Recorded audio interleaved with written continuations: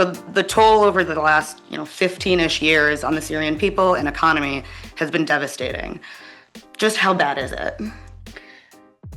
The economy has been devastated. More important than anything else, 650,000 people died.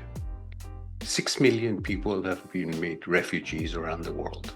And about 7 million people have been internally displaced. The economy has shrank to half of what it used to be.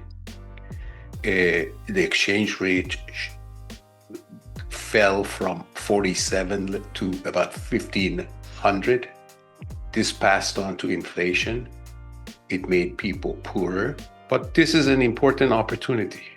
It's like the Syrian reconstruction will actually be one of the only positive news that comes out of the Middle East. It'll be good not only for the Syrians, it will be good for countries in the region, Turkey, Lebanon, Jordan.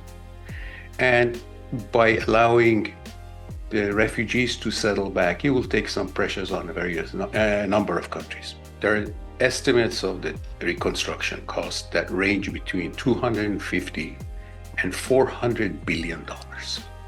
The authorities are yet to articulate a fully clear economic strategy, priorities for sectors. They're doing some things. They've put out a new budget. They're trying to redo their tax laws.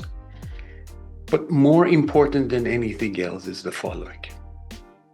Before the civil war, the economy of Syria wasn't doing badly, but it was highly state-controlled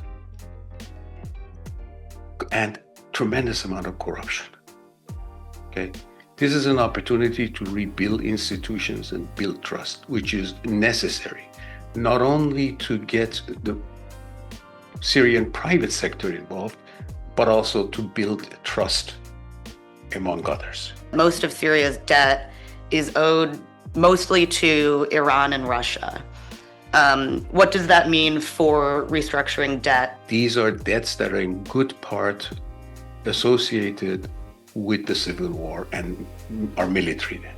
The problem is going to be that Syria itself may claim we're not going to pay these debts to Iran and Russia because those debts are odious. Odious debt is a well-known concept in sovereign debt issues.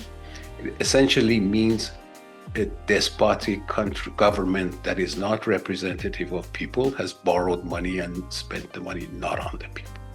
At the same time, those who lent it knew who was borrowing and for what purposes. So it's just sort of bad faith all around. Exactly. Yeah. The problem is, although it is intuitively clear, odious debt is not an accepted legal and operational framework, and different approaches will be needed. Following the Israeli and US strikes on Iran, oil prices went up, spiked briefly, but then after that they went down even lower than they were before. Why? The main show is on the supply side.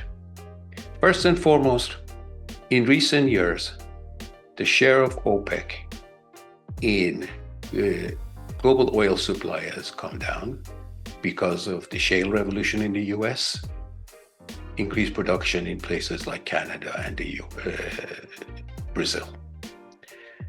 Secondly, right before these events between Iran and Israel, OPEC Plus decided to increase output, in part to keep prices low as a sign of goodwill to the Trump administration. The big issue was whether Iran was going to close the Strait of Hormuz. The Strait of Hormuz is the place through which 30% of seaborne oil trade and 20% of liquefied natural gas trade go through. So a disruption of that trade would have led to much, much higher prices. But Iran selected not to do it. Most of the issues are political. To be very blunt, this is the Middle East.